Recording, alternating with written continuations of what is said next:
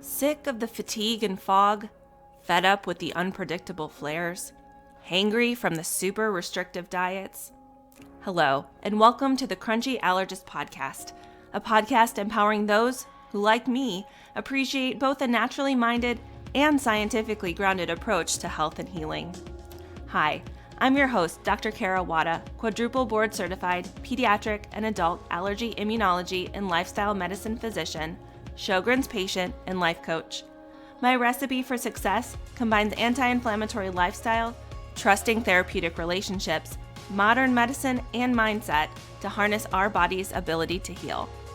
Now, although I might be a physician, I'm not your physician, and this podcast is for educational purposes only. Welcome, everyone, and thank you so much for joining me today on this very special episode of the Crunchy Allergist Podcast. Today's episode is another special edition from the first annual virtual Sjogren Summit that took place April 1st and 2nd, 2022. Spring allergy season can be really problematic for those of us with misbehaving immune systems of all varieties. Without further ado, let's dig in and see what we can do about it. Hi, everyone. My name is Dr. Kara Wada. I'm a pediatric and adult allergist immunologist, and I practice at the Ohio State University Wexner Medical Center in Columbus, Ohio. I also happen to be a Sjogren's patient and have dealt with nose and sinus symptoms. We'll talk a little bit about lung symptoms as well, both personally and professionally. With Sjogren's specifically, allergic disorders have been described in general in a variety of connective tissue disorders, but the association between allergy and primary Sjogren's has not been terribly well documented. There have been a few studies that do suggest that about 65% of patients with Sjogren's have some sort of allergy type symptoms or manifestations. This is significantly higher than patients who just have rheumatoid arthritis or who just suffer from dryness-like symptoms. Allergic reactions, symptoms across the gamut. We're going to focus a little bit more on nose and eye symptoms, but allergies certainly can cause difficulties with foods and also with medications as well. Sjogren's patients also do appear to have a little bit higher risk of allergies to medications and also skin contact allergy, like what you may have with nickel or fragrance or some other types of allergic rashes. Let's dive in to the bread and butter of what I see in clinical practice, which are nose and sinus symptoms. Of all the patients that walk into my office dealing with runny nose, stuffy nose, itchy, watery eyes, any of those types of symptoms, we have something we call the rule of thirds or 1/3. About 1/3 of patients who walk in the door with these symptoms will have their symptoms triggered primarily by allergy type inflammation. About 1/3 of patients who come in will have a condition called non-allergic rhinitis. This is something that then Sjogren's would potentially fall into as well. And then 1/3 of patients have both situations going on. Let's dig into a little bit more about what I mean by inflammation. So inflammation, as you very well may know, is response that our body has to infection, injury, or insult. I consider allergy in the insult frame of reference, but essentially what happens is our tissues are trying to protect ourselves, trying to repair. And what happens when the nose tissues and sinus tissues get inflamed is they create mucus. They also can become swollen, red, and irritated. When that happens as a result of allergy, what's happening is the body's immune system has created allergic proteins. These proteins are called IgE. They look like the letter Y. And these little proteins act like the lock to a door.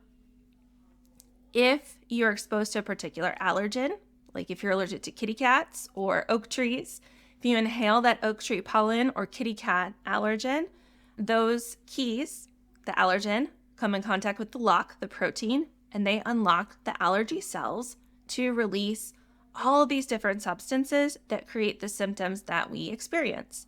the itching, the watering, the runny nose, the sneezing, all of those symptoms. That's just one way, though, that inflammation can be triggered in this part of our body. There are other ways that those cells can get turned on. And so if we are opening the door with the lock and the key, we also could bust down that door. And that's what I use to explain the potential other mechanisms of non-allergic rhinitis. But in reality, there are a lot of different ways that can get turned on. So one is irritation. If you walk into a smoky bar or a sawmill, all of that particulate in the air is going to be irritating to our sinuses.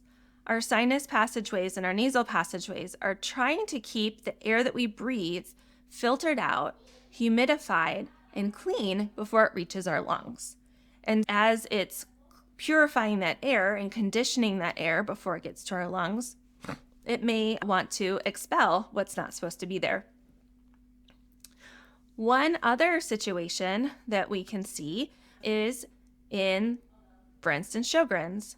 In Sjogren's disease, what's happening is our immune system is creating a response to our exocrine glands, those glands that produce saliva and other coatings of our mucosal membranes, or those tissues that line our sinuses and our nasal passageways, our throat, and into our lungs. And if that mucosal tissue is not as moisturized or as dry, the mucus is going to be a different consistency. The little cilia or hairs that line our breathing passageways and our sinus tissues may not function as well to clear out that mucus. And we're going to have some differences in how our immune system responds when those areas encounter infection, so in the case of colds or flu viruses. So when we are thinking about how we can restore moisture or restore balance to our sinuses and our nose, we want to, in many cases, return moisture through the air that we breathe. So some things that we can consider using are cool mist humidifiers. There also are different devices you can install on your actual home heating appliances that will humidify your entire house. And it's also very beneficial to look into at least changing out your furnace filters on a regular basis to help filter out any debris or dust or anything that may come up in your internal environment. When our nasal passageways become irritated or inflamed and swollen, they become more sensitive to the other things in our environment that may be more irritating. And so it can be a bit of a snowball effect, as inflammation tends to be. When the nose and sinuses become chronically inflamed, as in the case of allergies or even these non-allergy processes like Sjogren's in itself, this can lead to enlargement of structures known as turbinates. So when we think about our nasal passageways and our sinuses, I'm going to talk a little bit about our anatomy. So we have our nose with our nostrils. In the middle of our nostrils, we have the septum.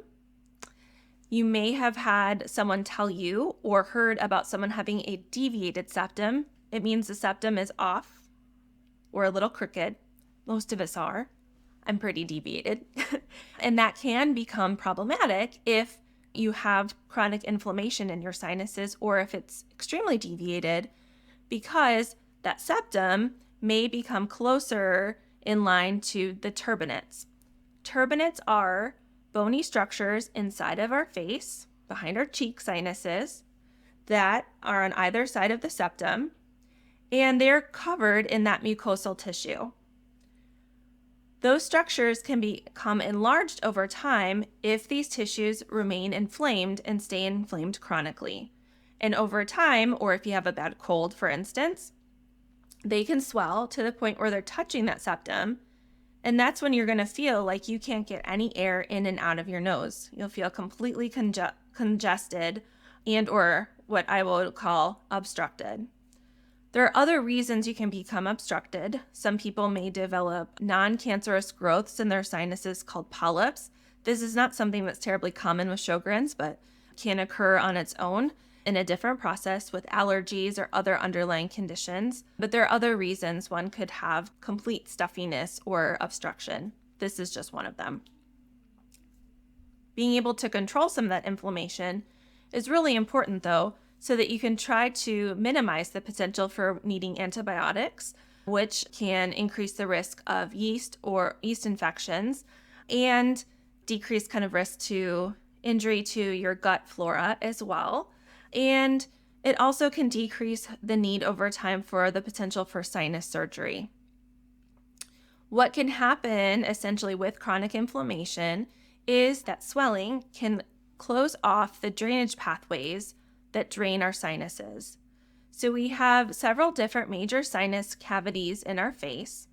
Not quite sure why exactly we have sinuses. We think that it's probably to help lighten the weight of our head, but we have sinuses behind our cheeks, in our foreheads, and then we also have them deep behind our nose and between our eyes, and then even deeper back in there. So there are some pretty significant structures in there.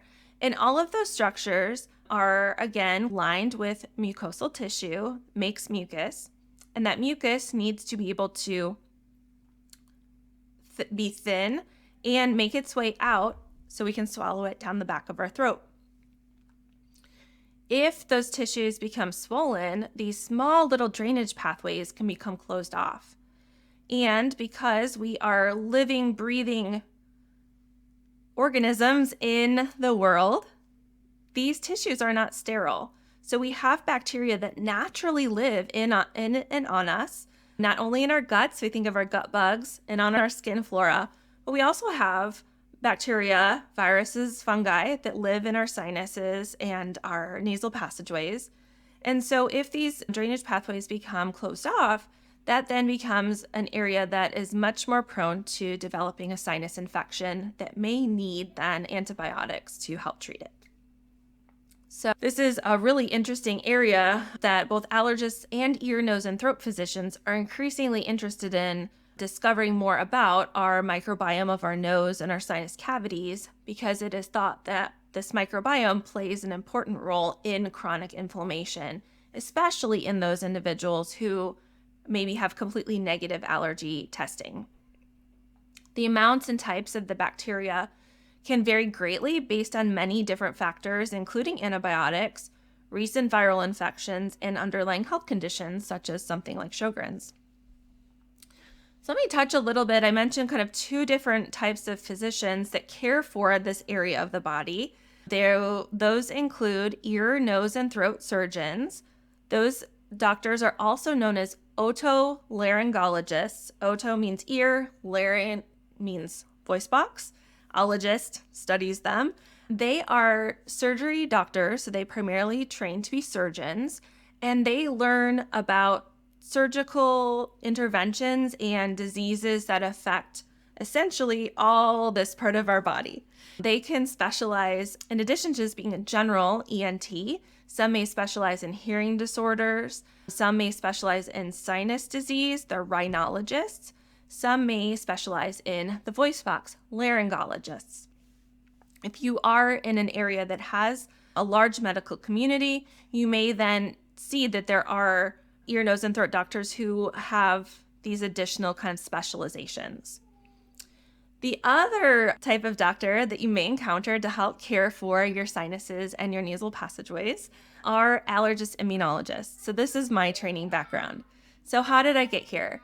I started off, I did my 4 years of undergraduate education, went to a really small liberal arts school in Northern Illinois, go Rockford University. And then I did 4 years of medical school at the University of Illinois, College of Medicine. And then I did residency. So residency is when you train to do your specialty, and that was my general training. So I did 4 years, which was a combination of internal medicine and pediatrics. To be an allergist immunologist, you don't need to do both. You can do one or the other. I just happen to really like caring for both kids and adults. And then I did an additional 2 years of training then to specialize in allergic and immune system conditions of the body.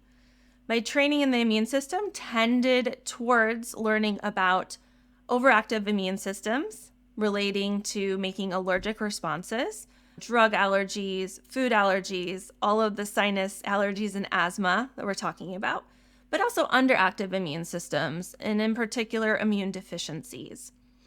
Interestingly, not all of this is very cut and dry. So there are some autoimmune conditions that we also take care of, in particular, chronic hives and swelling conditions as well. So that's the background. So I would not be a person who would ever do your sinus surgery. I've never done one. You don't want me doing one, but have this training in evaluating the immune system and also knowing how to treat allergic and immunologic conditions that I've studied. So let's jump into some practical tips. We've talked a little bit about the nitty-gritty about what's going on, but let's talk about some practical tips that may be really helpful to deal with your sinus and nasal symptoms. In particular, one thing that I think is really helpful, especially if you're dealing with dryness, is nasal saline. So salt water can be really helpful to loosen the mucus in the nasal and sinus passageways and rinse away pollen and other debris. It has been proven to increase mucus clearance by about 30% from just our baseline ability to clear mucus. Now, there are some caveats. There are many different ways that you can administer nasal saline. One are the little teapot-like devices, also known as neti pot. Those have been used for centuries, if not millennia, in traditional Indian medicine and can be very useful. But for some people, especially those who have chronic ear problems, those may not be the best option. So with any of these different products or things that you've tried out, if you're feeling like you're getting water trapped in your ears or your ears are popping, that probably is not a good device for your anatomy. So there is some trial and error with these different products. Another option is getting a can of pre-made nasal spray mist. This can be incredibly helpful, especially with little ones. I use these products all the time when my kids get their daycare colds. Super helpful because it's a lower volume or less amount of the saltwater solution, and it's a nice fine mist, so it doesn't necessarily feel like you are drowning in the saltwater or feel like you got hit with a wave at the ocean.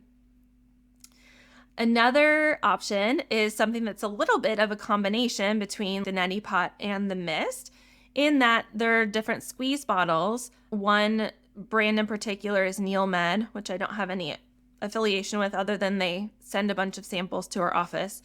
But these are increased volume, so it's a greater volume similar to the neti pot, but you can use them seated upright or standing in the shower.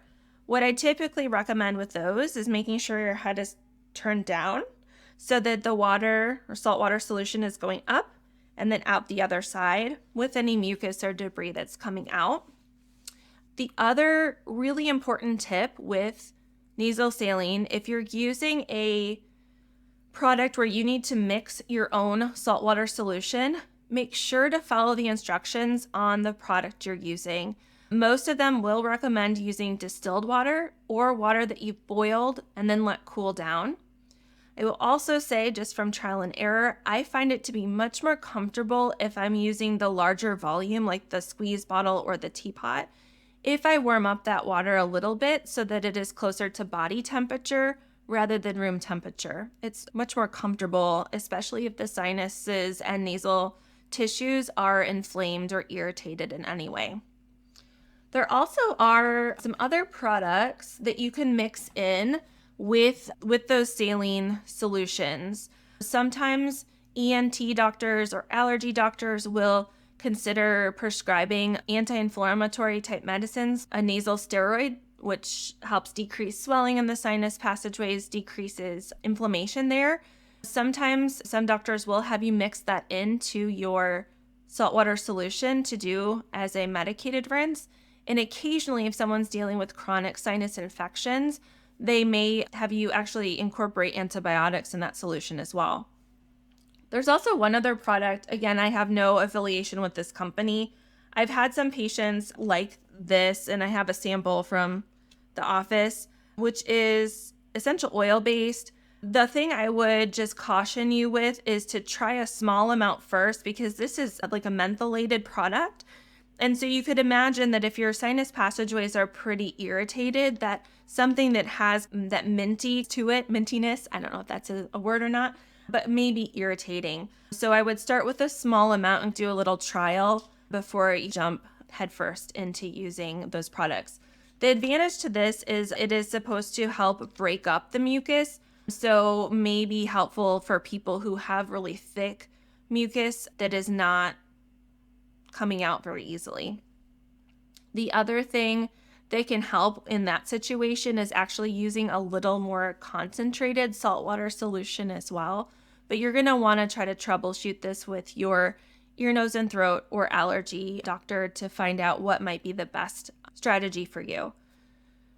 Little side note, the reason why either boiled water or distilled water is recommended and not water just directly from the faucet is because there have been some cases of severe infection, including meningitis or brain infection, that have occurred with using these devices. Generally, they are very safe. Talk to your physician if you have any questions. Make sure that you're cleaning out your rinse bottle. And again, just using water that is either boiled and cooled down or distilled. All right, so number 2 thing that I like to recommend is cleaning up your air quality. One of the main functions, as I mentioned, of our nasal passageways is to warm up, humidify, and clean the air that we breathe before it hits our lungs. So our nasal mucosa is the main interface between our bodies and our outside environment, and it's the first tissues to see all of this particulate matter in the air, which includes allergens, but also irritants like air pollution and dust and debris. And that is going to vary in what that looks like depending on what part of the globe each of us is in. If we're living in a more urban environment with a lot of exhaust, if we live near highways, then maybe it's more of the pollutants. If you're out in the West Coast or the Southwest of the United States, it might be more dust in the air because it is a dry, more arid environment. But cleaning up our air quality can be quite helpful. So ways that we can do that are on the inside of our house, actually, opening up the windows. Now, this is a little bit of a double-edged sword because when we think about allergies, we want to keep the pollen out of our house, but indoor air quality actually is sometimes or has been estimated to be about 5 times worse than outdoor air quality. So in general, opening up our windows, allowing some fresh air into the house or apartment and living space can be really beneficial. If you are very allergic, you may want to talk with your doctors about what strategy might work best. I'll tend to tell my patients, just keep your bedroom windows shut so that you're keeping pollen out of your bedroom, but you may want to think about opening up windows in other parts of your house or opening them during low pollen times of the day or the week. Using indoor air purifiers can also be helpful. The main thing I recommend to patients is to, when you're evaluating, okay, which unit should I get? Look at the size of your room, look at the capacity of the product, but also look at the cost of replacing the filters or if you're able to clean off the filter. That's where a big part of the expense is going to be with your air filters and filtering units. And then running the vacuum once a week can be really helpful. If you're low on energy and need to consider ways to get creative with using the vacuum, looking into some of the robotic vacuums are great consideration and have come down considerably in cost. So that's another strategy you may think about, especially if you're looking to replace a vacuum and wanting to find some creative ways to use less spoons throughout your day. Couple other things we can do to help our immune system out is to try to do our best to get good sleep. Sleep is our body's time to repair. And on average, as an average person needs 7 to 8 hours to function best. Given a lot of us with Sjogren's deal with considerable fatigue, we may be on the higher end of needing more than that 8 hours. But sleep really is important when it comes to our sinus health as well, which is ironic because so much can come about, trouble with sleep can come about from dealing with difficulty breathing. So again, it can be the chicken or the egg. Getting symptoms checked out if you're having issues with snoring or congestion that are affecting your sleep is also really important because we want to help you get the rest that you need to help your whole body rest and repair as best able.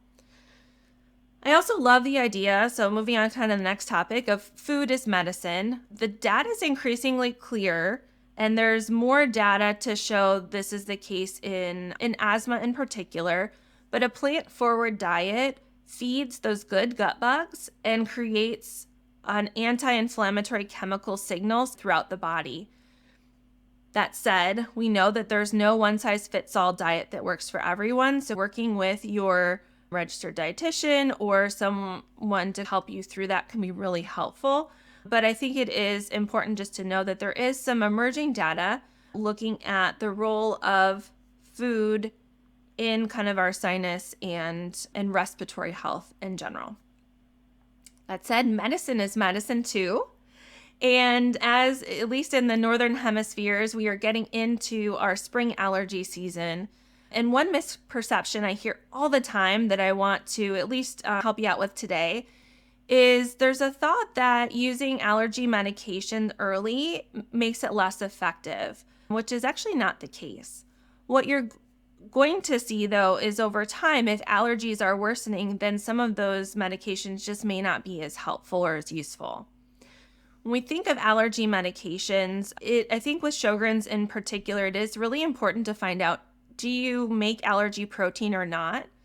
In part because some of the medications that are going to be run-of-the-mill for the average allergy patient, something like a Claritin or a Zyrtec or even Benadryl, are very drying. So if you are already struggling with dryness in your mucous membranes and you don't have allergy inflammation adding to that situation, I actually would want you not to be on those medicines because they're not helpful if allergy testing is negative. I would say they're largely not helpful if allergy testing is negative. And they're actually going to have the potential to be more harmful in adding to the dryness you're experiencing. If the other thing I would mention or have you consider, especially if more conservative management techniques like the saltwater rinses and so forth are not as helpful, is thinking about using a nasal spray type medicine. And again, as we've talked about through these different sessions this whole weekend, a lot of what we see in medicine and in Sjogren's is trial and error. So when we think about the nose sprays that are in the family of Flonase, Nasonex, Rhinocort, there's a whole bunch of them. They each have little nuances about them. Some have alcohol in them, some don't. Some have other additives or fragrance that may or may not be helpful or harmful, irritating to particular people. So this is really some of the nuances of what can be frustrating to work through with patients, but can be really gratifying and rewarding if we can find that right fit. I would say even if you've tried some of them or had trouble tolerating some of those different nose spray medications, that may be something to revisit or think about as well, especially if you're dealing with a lot of the stuffiness or trouble getting air in and air out of your nose. Those medications are going to be overall the most effective. Things you need to watch out for, though, certainly they can sometimes contribute to more dryness. So again, have to try to thread that thin eye of the needle and find a good fit. The other thing to know is they can take 2 to 4 weeks to see their full effect. So they are a low and slow build-up type medicine that is not going to feel like it's immediately effective right off the bat. while we're talking about nose sprays, I'm going to grab my little fake one. It's not fake, but an old one. My little mock-up. When you use nose sprays, you want to point your nose down towards your toes. Point the nozzle out towards your ear on the same side. This nozzle does not need to go in very far, just a tiny little bit. And then do your best not to sniff or snort the medication. When you spray it, this is an old one, we'll see if it works. You can see where it sends the medication up in a nice mist. That's going to propel the medication plenty to get it where it needs to go inside of your nasal passageways. So you don't need to go and then swallow it. It tastes gross. You don't want any extra of that. So grab a Kleenex or a towel and just dab the excess that may drip out. And that is a much typically more tolerable way to use those nasal sprays than how most of us have learned to use them before. And last but not least, if you are allergic and you make those allergy proteins, there are ways to help shift your immune system back into better balance with something called immunotherapy. So crazy enough, immunotherapy is actually one of the oldest treatments we have for allergies, and it's one of the most natural ones too. It's actually been practiced for well over 100 years. And this treatment essentially uses a combination or formulation based on what you test positive for. The allergist mixes up a recipe kind of based on those results. And then you are administered that mixture or that personalized serum in small but gradually increasing amounts up to target dose. Generally speaking, it is administered either through shots, that's the most common, at least in the US, or under the tongue. And then there also is a kind of much newer way of administering, which is directly into the lymph node. Unfortunately, that is not done all that often, though if anyone is in Ohio, I have a very good friend who is doing that and can help connect you. But those are using then purified pollen or the other allergens you're allergic to. And gradually over time, as your immune system sees those pollens and other allergens, it shifts that response from fighting it off to ignoring it. And what's really cool about it is that over time, your immune system actually learns the lesson. And once you stop treatment, after about a 3 to 5 year course of treatment, you continue to have benefit typically for some years after, which is awesome. Since most of what I have to offer, aside from diet and exercise and dealing with stress, tend to be more Band-Aids. So this is a nice, more lasting root cause way to approach illness. So this is the rundown on sinus and allergy care. One thing I forgot to mention when we were talking about moisturizing products, we talked all about saline, but there are some other products that are really great that are directed towards Sjogren's and other dry nose patients that are in the forms of gels and other sprays. There's an ingredient called xylitol that many of us are familiar with from a lot of the oral preparations, but those can be also very helpful for sinus moisturizing as well. And one other last note before I forget, if you wear CPAP or BiPAP for your sleep apnea, talking with your care team to see and make sure that you have your settings kind of optimized to humidify and warm up the air can be really helpful to help restore some moisture to those tissues as well. That was a whole lot. I look forward to talking more during question and answer session and doing my best to steer you in the right direction.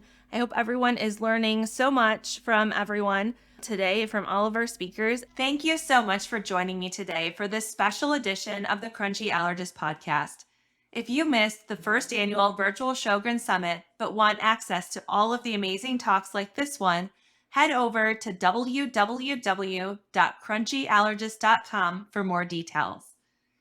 I would also love it if you would consider sharing this episode with 5 of your friends or family members that may be struggling with seasonal sinus and/or allergy symptoms, so we can share the awesome information and education that we bring to you here on the Crunchy Allergist podcast.